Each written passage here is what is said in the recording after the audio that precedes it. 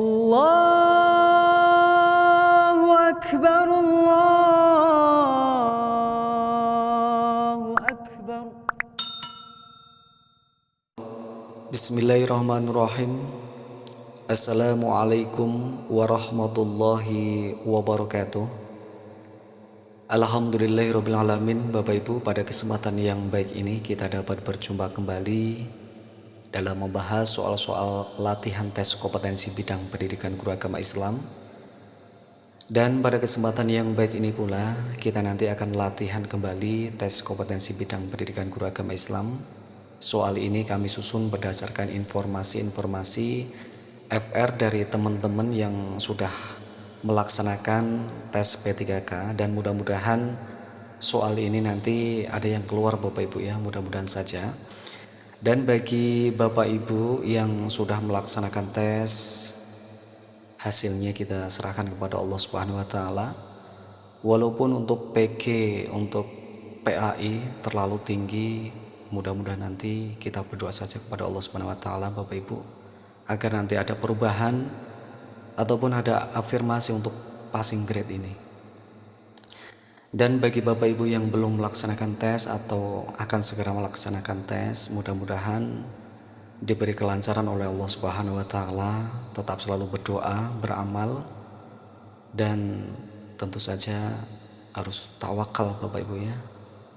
Mudah-mudahan saja nanti Bapak Ibu diberikan nilai yang maksimal.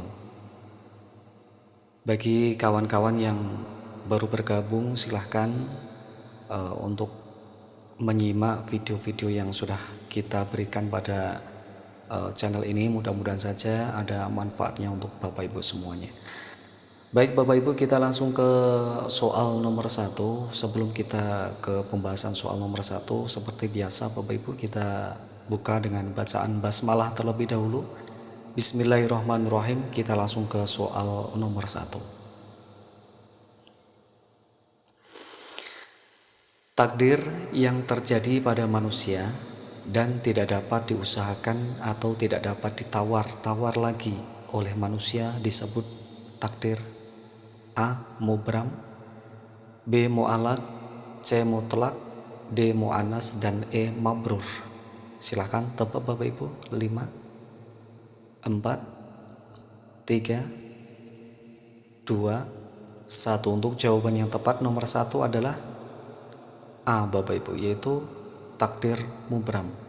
Takdir mubram adalah takdir yang terjadi pada diri manusia dan tidak dapat diusahakan atau tidak dapat ditawar-tawar lagi oleh manusia. Kita lanjut Bapak Ibu, nomor 2. Takdir yang erat kaitannya dengan ikhtiar manusia disebut juga dengan takdir A. Mubram, B. Mu'allaq, C. Mutlak, D. Mu'annas, dan E. Mabrur. Silahkan tebak Bapak Ibu. 5, 4, 3, 2, 1. Untuk jawaban yang tepat nomor 2 adalah B, yaitu disebut juga dengan takdir mu'allaq. Pembahasannya Bapak Ibu, takdir mu'allaq adalah ketentuan Allah Subhanahu wa taala yang mengikut sertakan peran manusia berupa usaha dan ikhtiar. Kita lanjut Bapak Ibu, nomor 3. Ketetapan dan ketentuan Allah Subhanahu wa taala atas manusia sudah tertulis di A. Lauh Mahfuz, B. Kandungan ibu, C. Alam barzah, D. Surga, dan E. Atas langit. Silakan tebak. 5, 4, 3, 2, 1. Untuk jawaban yang tepat nomor 3 adalah A, yaitu sudah tertulis di Lauh Mahfuz. Ketetapan dan ketentuan Allah Subhanahu wa taala atas manusia sudah tertulis di dalam kitab yang nyata, yaitu Lauh Mahfuz. Kita lanjut Bapak Ibu, nomor 4. Pada waktu kecil, Nabi Muhammad SAW mempunyai kegiatan A. Mengembala kambing, B. Berdagang kambing, C. Mengembala unta, D. Memelihara pohon kurma, dan E. Berdagang. Silahkan tebak Bapak Ibu. 5, 4, 3, 2, 1. Untuk jawaban yang tepat nomor 4 adalah A, yaitu mengembala kambing. Jadi pada waktu kecil Nabi Muhammad SAW mempunyai kegiatan yaitu mengembala kambing.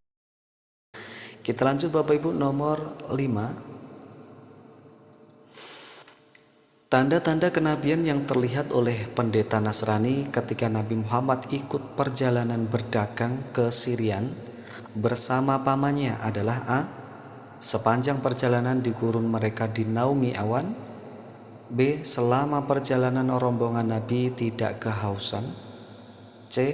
Sepanjang perjalanan mereka diberi makanan penduduk lokal. D. Sebelum sampai tujuan dagangan mereka sudah habis. Silahkan tebak. 5, 4, 3, 2, 1. Untuk jawaban yang tepat nomor 5 adalah A, yaitu sepanjang perjalanan di gurun mereka dinaungi awan. Tanda-tanda kenabian yang terlihat oleh pendeta Nasrani ketika Nabi Muhammad ikut perjalanan berdagang ke Syrian bersama pamannya adalah sepanjang perjalanan di gurun mereka dinaungi awan. Kita lanjut Bapak Ibu, nomor 6. Pada usia berapa tahun Nabi Muhammad ditunjuk untuk memperbaiki Ka'bah? A. 25 tahun, B. 30 tahun, C. 35 tahun, D. 40 tahun. 5, 4, 3, 2, 1. Untuk jawaban yang tepat nomor 6 adalah B, yaitu 30 tahun Bapak Ibu. Pada masa Rasulullah SAW berusia 30 tahun, pada saat itu beliau belum diangkat menjadi Rasul. Bangunan ini direnovasi kembali akibat terkena banjir yang melanda kota Mekah. Pada saat itu, ketika sampai pada peletakan Hajar Aswad, suku Quraisy berselisih tentang siapa yang akan menaruhnya atau menaruh Hajar Aswad ini. Jadi untuk jawaban yang tepat nomor 6 adalah B, 30 tahun. Kita lanjut Bapak Ibu, nomor 7. Di Madinah terdapat 5 kelompok suku yang saling berperang. 3 dari suku Yahudi dan 2 dari suku Arab. Berikut ini yang bukan merupakan suku yang tinggal di Madinah adalah A. Bani Nadir, B. Suku Quraisy, C. Bani Hunayho, D. Bani Khuraidah, dan E. Suku Aus dan Khazraj. Silahkan tebak. 5, 4, 3, 2, 1. Untuk jawaban yang tepat nomor 7 adalah B, yaitu suku Quraisy. Berikut ini yang bukan merupakan suku yang tinggal di Madinah adalah suku Quraisy. Baik, kita lanjut nomor 8. Di antara strategi dakwah Nabi di Madinah adalah dengan cara mempersaudarakan antara kaum Muhajirin dengan kaum Ansor. Sahabat Nabi Abu Bakar As-Siddiq dipersaudarakan dengan kaum Muhajirin yang bernama A. Kharijah ibnu Juhair, B. Mu'adz bin Jabal, C. Ibnu bin Malik, D. Abdurrahman bin Auf, dan E. Ali bin Abi Thalib. 5, 4, 3, 2, 1. Untuk jawaban yang tepat nomor 8 adalah A, yaitu adalah Kharijah ibnu Zuhair. Di antara strategi dakwah Nabi di Madinah adalah dengan cara mempersaudarakan antara kaum Muhajirin dengan kaum Ansor. Sahabat Nabi Abu Bakar As-Siddiq dipersaudarakan dengan kaum Muhajirin yang bernama Kharijah ibnu Juhair. Kita lanjut Bapak Ibu, nomor 9. Pada tahun 621 Masehi telah datang rombongan 13 orang yang berasal dari Madinah untuk menemui Rasulullah SAW, kemudian masuk Islam dan menyatakan sumpah setia kepada Nabi. Tempat pertemuan tersebut berada di A. Bukit Sofa, B. Bukit Aqobah, C. Bukit Marwah, D. Bukit Tursina, dan E. Bukit Jabal Nur. Silahkan tebak. 5, 4, 3, 2, 1. Untuk jawaban yang tepat nomor 9 adalah B. Yaitu Bukit Aqobah. Pembahasannya, pada tahun 621 Masehi telah datang rombongan 13 orang yang berasal dari Madinah untuk menemui Rasulullah. Kemudian mereka masuk Islam dan menyatakan sumpah setia kepada Nabi. Tempat pertemuan tersebut berada di Bukit Aqobah. B. Kita lanjut Bapak Ibu, nomor 10. Perang yang pertama kali terjadi setelah Nabi hijrah ke Madinah adalah A. Perang Badar, B. Perang Uhud, C. Perang Khadak, D. Perang Hunain, dan E. Perang Tabuk. 5, 4, 3, 2, 1. Untuk jawaban yang tepat nomor 10 adalah A, yaitu Perang Badar. Jadi perang yang pertama kali terjadi setelah Nabi hijrah ke Madinah, Bapak Ibu, adalah Perang Badar. Kita lanjut nomor 11. Piagam Madinah berisi 4 bagian yang terisi atas A. 40 pasal, B. 50 pasal, C. 60 pasal, D. 70 pasal, dan E. 80 pasal.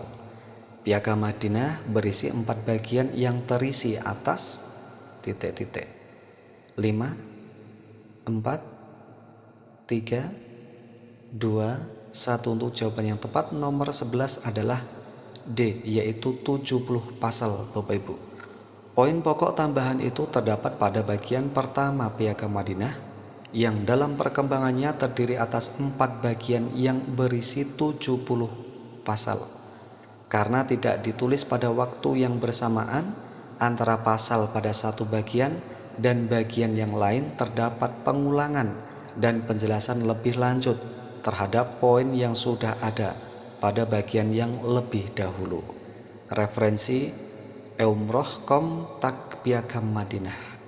Jadi untuk jawaban yang tepat nomor 11 adalah D, 70 pasal. Kita lanjut Bapak Ibu, nomor 12. Al-Hadis sebagai pedoman hidup kedua. Pengertian hadis menurut istilah adalah A. Petunjuk umat Islam yang tidak termaktub dalam Al-Quran. B. Segala sesuatu yang digunakan oleh umat Islam sebagai petunjuk hidup. C. Apa-apa yang dilakukan umat Nabi Muhammad dan sesuai dengan norma-norma kehidupan setiap zaman. Dan D. Apa-apa yang bersumber dari Nabi Muhammad SAW, baik dari ucapan, perbuatan maupun ketetapan dari beliau. Silahkan tebak Bapak Ibu. 5, 4, 3, 2, 1. Untuk jawaban yang tepat nomor 12 adalah D, yaitu apa-apa yang bersumber dari Nabi Muhammad SAW, baik dari ucapan, perbuatan maupun perkataan beliau. Jadi hadis disebut juga dengan sunnah, yang secara istilah berarti segala perkataan, sabda, perbuatan, ketetapan, dan persetujuan dari Nabi Muhammad SAW yang dijadikan landasan syariat Islam. Jadi untuk jawaban yang tepat nomor 2. Kita lanjut nomor 13 Bapak Ibu. Al-Quran disebut juga Al-Bayan, yang memiliki makna sekaligus merupakan fungsi dari Al-Quran, yaitu sebagai A. Obat hati bagi jiwa yang gersang, B. Memberi petunjuk bagi orang yang beriman, C. Pembeda antara hal yang benar dan yang salah, D. Penjelas dari petunjuk yang telah disebutkan dalam Al-Quran. Silakan tebak Bapak Ibu. 5, 4, 3, 2, 1. Untuk jawaban yang tepat nomor 13 adalah D. Penjelas dari petunjuk yang telah disebutkan dalam Al-Quran.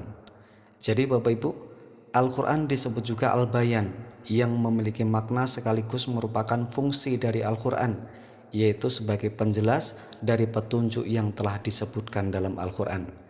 Jadi Bapak Ibu ya, Al-Bayan itu memiliki makna sekaligus merupakan fungsi.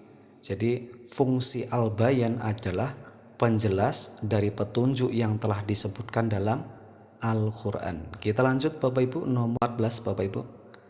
Keberadaan hadis bagi umat Islam sangatlah penting. Di antaranya berfungsi sebagai A.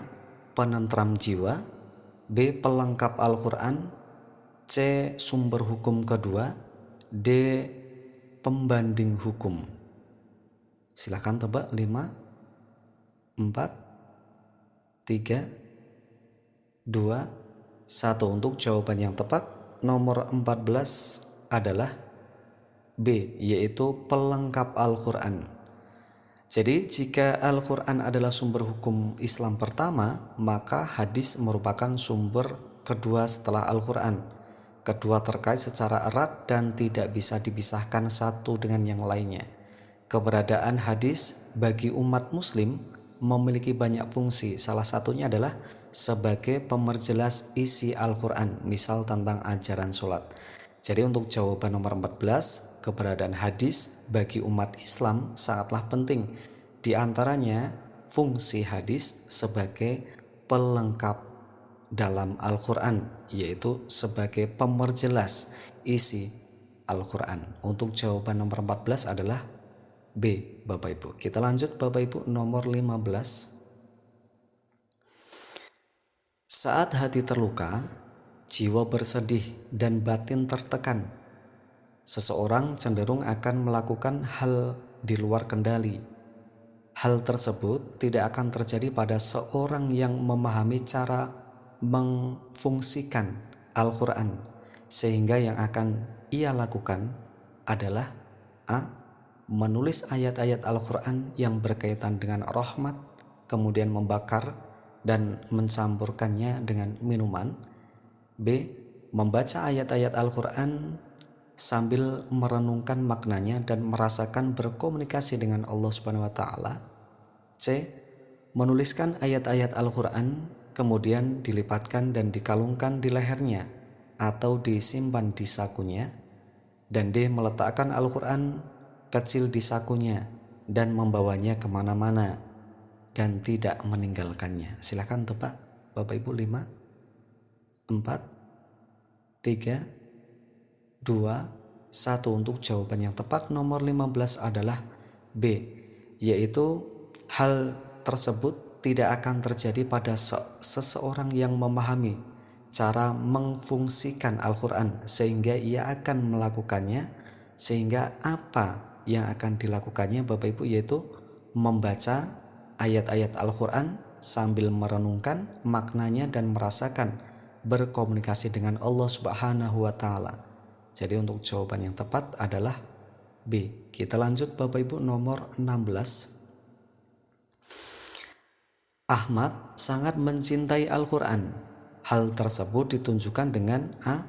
mengikuti program pembelajaran Al-Quran, B. mengikuti pembelajaran Al-Quran hadis di sekolah, C. selalu membeli Al-Quran terbitan terbaru dan mengoleksinya, dan D. membawa Al-Quran selalu di sakunya meski tanpa membacanya. Silakan tebak Bapak Ibu. 5, 4, 3, 2, 1. Untuk jawaban yang tepat nomor 16 adalah A, yaitu mengikuti program pembelajaran Al-Quran. Ahmad sangat mencintai Al-Quran. Hal tersebut ditujukan dengan mengikuti program pembelajaran Al-Quran. Kita lanjut Bapak Ibu, nomor 17. Sebagaimana terhadap Al-Quran, mencintai hadis dapat dibuktikan dengan A. menjadikan kitab hadis yang tebal sebagai hiasan rumah, B. mempelajari hadis yang kita sukai saja, C. memahami hadis dan berusaha menerapkannya, D. cukup memahami hadis dan tidak menerapkannya. Silahkan tebak.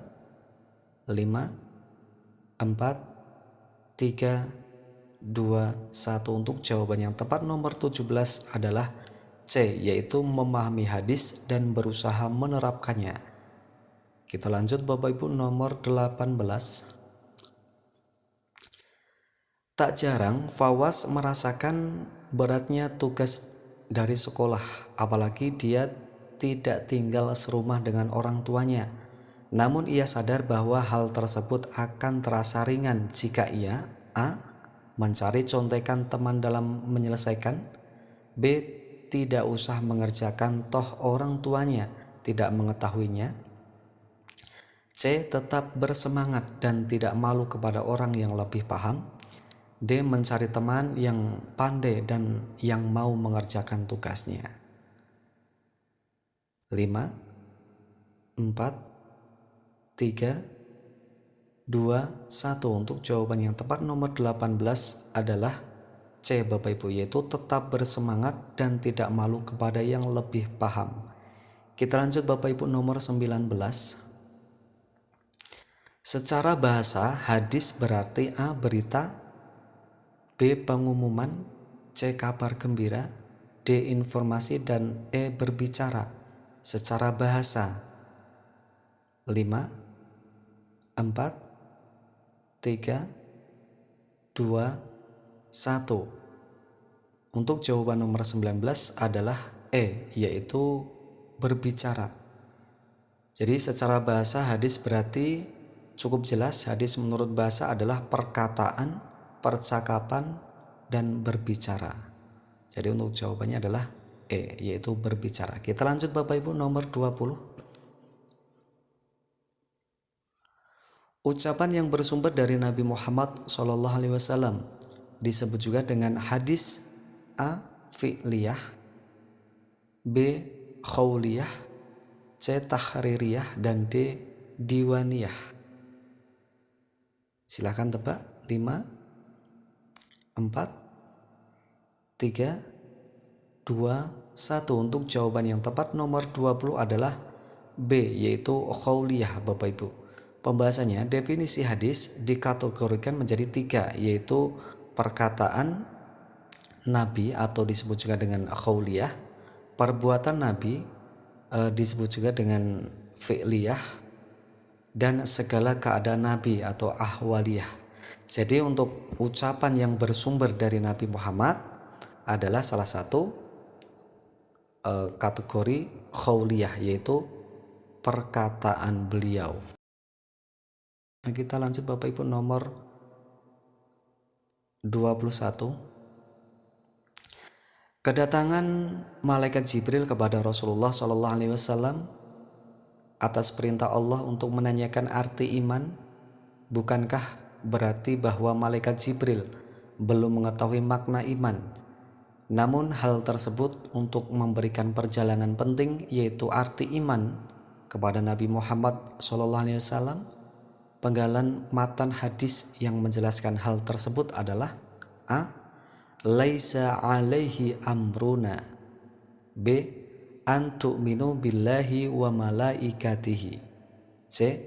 Qala akhbirni anil imani, D. Wa tu'minu bil qadri khairihi wasarihi. Silakan tebak Bapak Ibu. 5, 4, 3, 2, 1. Untuk jawaban yang tepat nomor 21 adalah B, yaitu an tu'minu billahi wa malaikatihi. Pembahasannya, an tu'minu billahi wa malaikatihi wa kutubihi wa rasulihi wal yaumil akhiri wa tu'minu bil qadri khairi wasarihi. Engkau beriman kepada satu Allah, 2 malaikatnya, 3 kitab-kitabnya, 4 para rasulnya, 5 hari akhir, dan beriman kepada 6 takdir, baik takdir yang baik maupun takdir yang buruk. Jadi untuk jawaban yang tepat nomor 21 adalah B, yaitu an tu'minu billahi wa malaikati. Engkau beriman kepada Allah dan malaikatnya. Jadi penggalan matan hadis yang menjelaskan hal tersebut tentang keimanan adalah an tu'minu billahi wa malaikatihi. Kita lanjut Bapak Ibu, nomor 22. Al-imanu ma'rifatu biqalbi wa qawlu bil lisani wa amalun bil arkani. Penjelasan yang tepat dari matan hadis tersebut adalah A. Yakinilah dalam hati segala apa yang kalian kerjakan meski sulit dilakukan. B. Hati, lisan, perilaku kita akan diminta pertanggungjawabannya kelak di hari kiamat. C. Keimanan tidak hanya diucapkan pada lisan, namun harus diyakini dalam hati dan disempurnakan dengan perbuatan. D. Iman adalah meyakini dalam hati apa yang diucapkan Rasulnya dan mengerjakan rukun-rukunnya dengan ikhlas dan tawakal. Silahkan tebak. 5, 4, 3, 2, 1. Untuk jawaban yang tepat adalah D, yaitu Rasulullah SAW bersabda, iman itu adalah pengetahuan di dalam hati, perkataan dengan lisan, dan perbuatan dengan anggota badan. Jadi untuk jawabannya adalah D, iman adalah meyakini dalam hati apa yang diucapkan Rasulnya dan mengerjakan rukun-rukunnya dengan ikhlas dan tawakal. Kita lanjut Bapak Ibu, nomor 23. Sebagai umat Islam, kita harus memahami hakikat iman dan ibadah. Hal tersebut menunjukkan bahwa keduanya adalah kesatuan yang tidak terpisahkan, karena A. Iman seseorang akan sempurna tanpa diwujudkan dengan pelaksanaan ibadah. B. Ibadah pasti akan diterima Allah meski tanpa iman, asal keikhlasan senantiasa menyertainya. B. Pelaksanaan ibadah akan menyempurnakan keimanan seseorang selama dilakukan dengan penuh keikhlasan. Dan D. Keimanan seseorang yang bertambah atau berkurang tidak akan berpengaruh pada kualitas ibadahnya.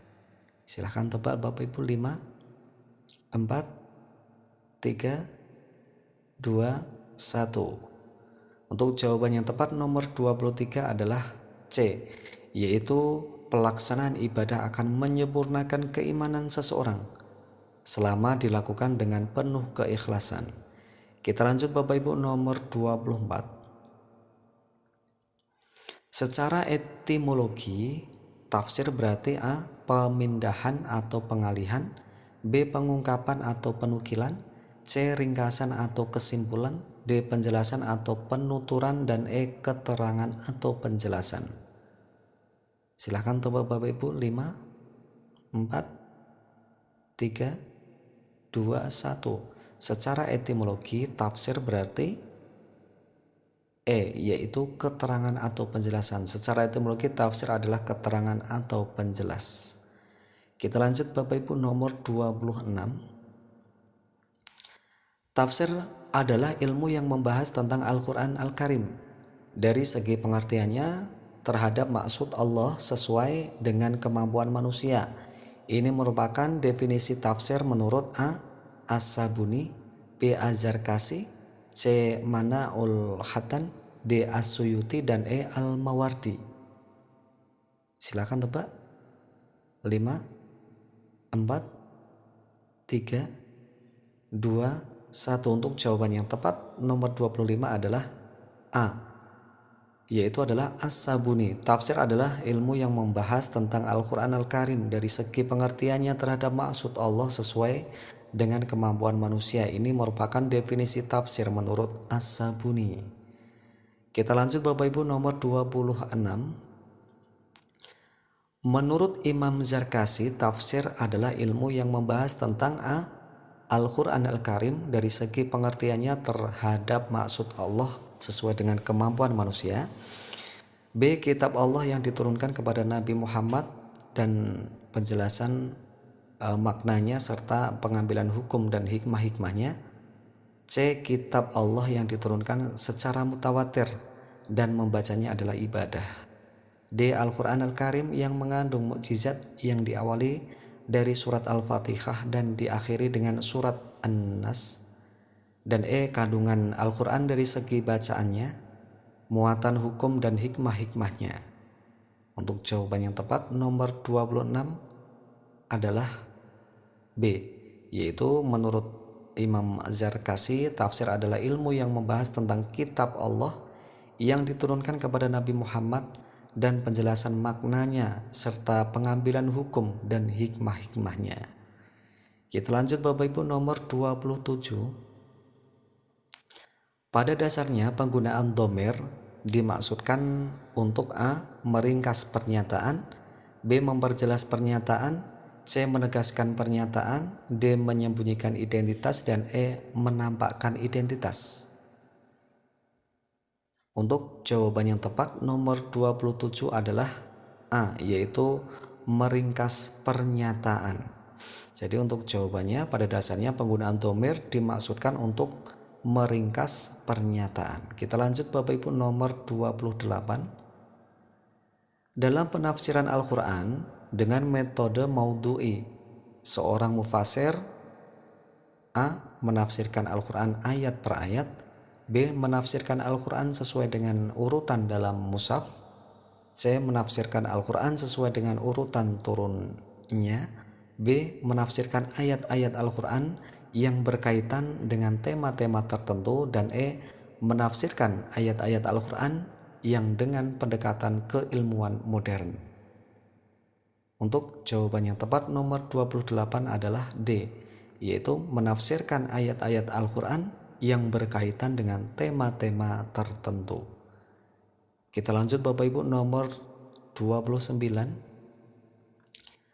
Berikut adalah contoh kitab tafsir yang menggunakan pendekatan tafsir tahlili, kecuali A. Tafsir Al-Maraghi karya Mustafa Al-Maraghi, B. Tafsir Al-Manar karya M. Abduh, C. Tafsir Al-Quran Al-Adim karya Ibnu Katsir, D. Ahkam Al-Quran karya Al-Jassos, dan E. Sofah At-Tafasir karya As-Sabuni. Untuk jawaban yang tepat nomor 29 adalah D, yaitu kecuali kitab Ahkam Al-Quran karya Al-Jassos. Berikut adalah contoh kitab tafsir yang menggunakan pendekatan tafsir tahlili kecuali kitab Ahkam Al-Quran karya Al-Jassos. Kita lanjut Bapak Ibu nomor 30. Para sahabat dalam menafsirkan Al-Quran menjadikan ahli kitab sebagai salah satu sumber atau rujukan. Hal itu karena A. sebagian ahli kitab juga mempelajari Al-Quran, B. ahli kitab memiliki ilmu pengetahuan yang lebih luas, C. sebagian isi Al-Quran bersinggungan dengan kitab suci mereka, D. Al-Quran dan Injil sama-sama firman Allah, dan E. sebagian isi Al-Quran menggunakan bahasa Ibrani. Silakan tebak Bapak Ibu. 5, 4, 3, 2, 1. Untuk jawaban yang tepat nomor 30 adalah C, yaitu sebagian isi Al-Quran bersinggungan dengan kitab suci mereka. Para sahabat dalam menafsirkan Al-Quran menjadikan ahli kitab sebagai salah satu sumber atau rujukan. Hal itu karena sebagian isi Al-Quran bersinggungan. Alhamdulillahirrahmanirrahim. Bapak Ibu, kita sudah menyelesaikan 30 soal. Mudah-mudahan saja soal ini Bapak Ibu ya ada yang keluar, mudah-mudahan saja. Dan tentunya menjadi persiapan kita juga Bapak Ibu. Dan kami cukupkan sampai di sini dahulu, nanti kita sambung di soal berikutnya. Kami akhiri azallahu wa yakum wa faminkum. Wassalamualaikum warahmatullahi wabarakatuh.